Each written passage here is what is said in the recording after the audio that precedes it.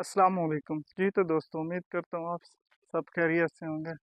दोस्तों, मैं आपको आज बताना चाहता हूँ इब्राहिम राइसी के बारे में, जो कि ईरान के सदर रह चुके हैं और अब इस दुनिया फानी से कूच कर गए हैं। दोस्तों, मैं आपको बताता चलूँ, इब्राहिम राइसी 14 दिसंबर 1960 को मशहद के शहर मंगोल में पैदा हुआ है।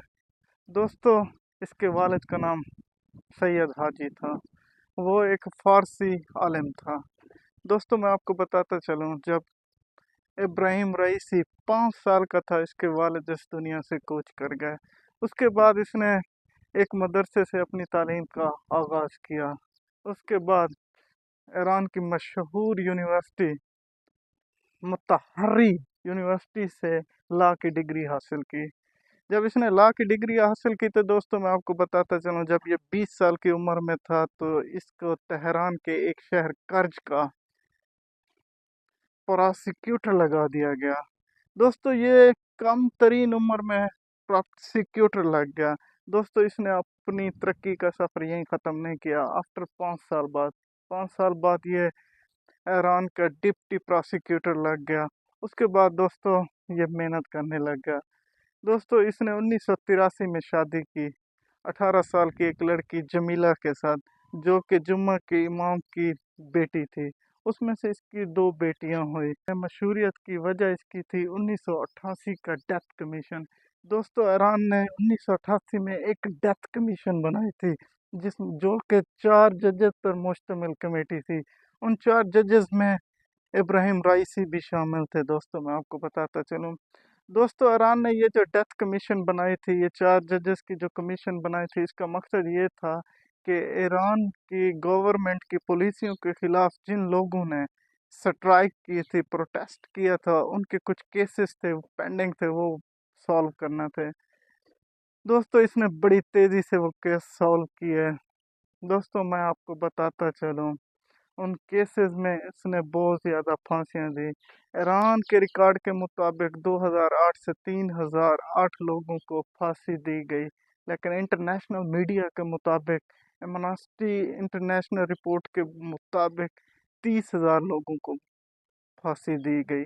दोस्तों, मैं आपको बता चुका हूँ, काफ़ी लोग तो ऐसे भी थे जिनको अपने केसेस का पता भी नहीं था, उनको उठाया और लटका दिया गया।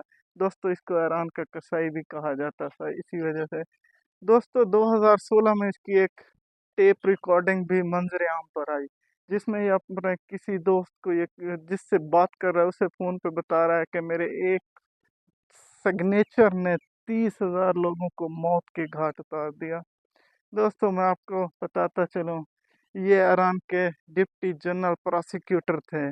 2016 में एकदम जब इसने सदर का इलेक्शन लड़ने का ऐलान किया, दोस्तों, इनके जो मद्दे मुकाबिल थे वो हसन रूहानी थे। मैं आपको बताता चलूँ, हसन रूहानी जो थे, वो अमेरिका और इसराइल ने कुछ इनकी जोहरी पाबंदियां लगाई थी, वो उनके हामी थे।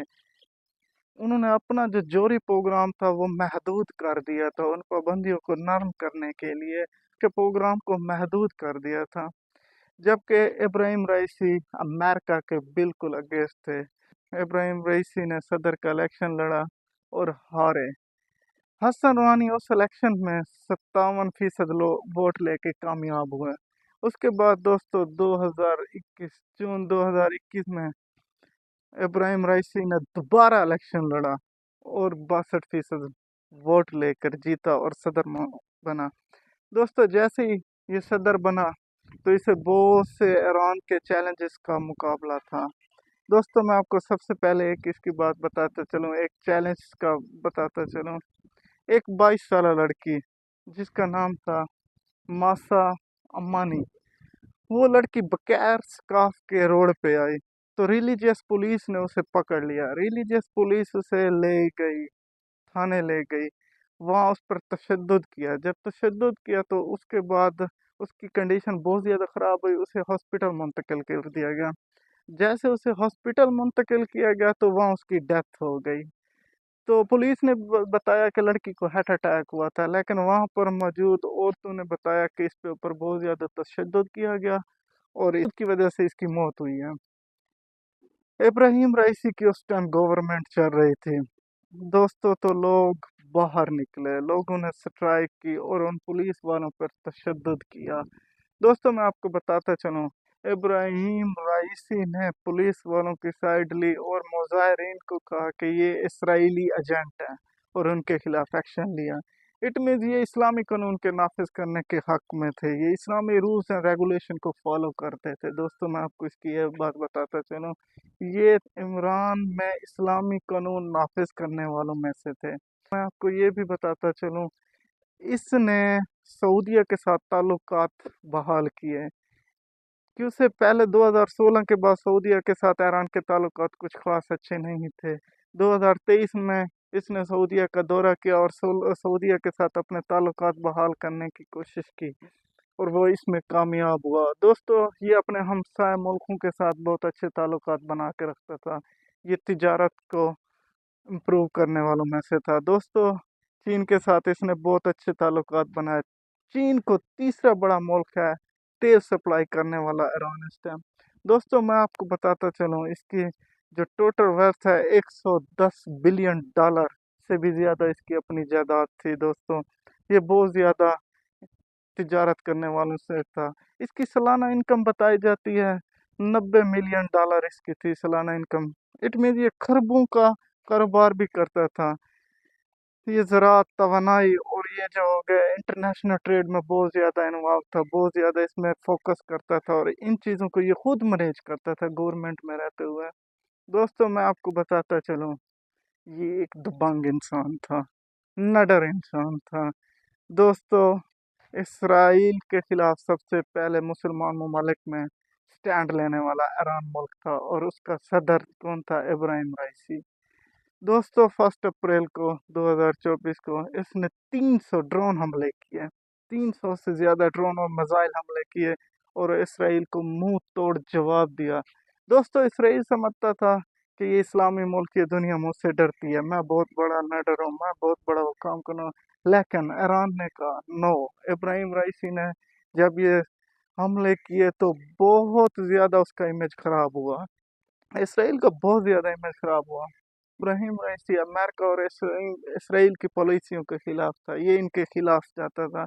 बाकी मुल्कों से इसने एक बहुत अच्छे ताल्लुकात बनाए हुए थे।